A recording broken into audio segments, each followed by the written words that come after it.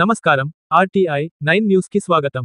సంగారెడ్డి జిల్లా సదాశివపేట పట్టణ ప్రజలకు 2024 నుండి 25 సంవత్సరంకు గాను పురపాలక సంఘంకు చెల్లించవలసిన ఆస్తి పన్ను, నీటి కొళాయి పన్ను, ట్రేడ్ లైసెన్స్ ఫీజులు సకాలంలో చెల్లించగలరని, అట్టి పన్నులు చెల్లించని ఎడల వారిపై పురపాలక సంఘం చట్టం 2019 ప్రకారం వారి యొక్క ఆస్తి జప్తు చేయడం, నీటి కుళాయి బిల్లు చెల్లించని వారి నల్ల కలెక్షన్ తొలగించడం, సకాలంలో పనులు చెల్లించుకుని సదాశివపేట పట్టణ అభివృద్ధి తోడ్పడవలసినదిగా పట్టణ ప్రజలకు కోరడం జరుగుతుందని, కట్టని ఎడల జప్తు చేయడం జరుగుతుందని తెలిపారు.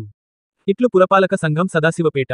ఆర్టీఐ 9 న్యూస్, సంగారెడ్డి జిల్లా స్టాపర్ రిపోర్టర్ సంగారెడ్డి మన్నె మల్లేశం.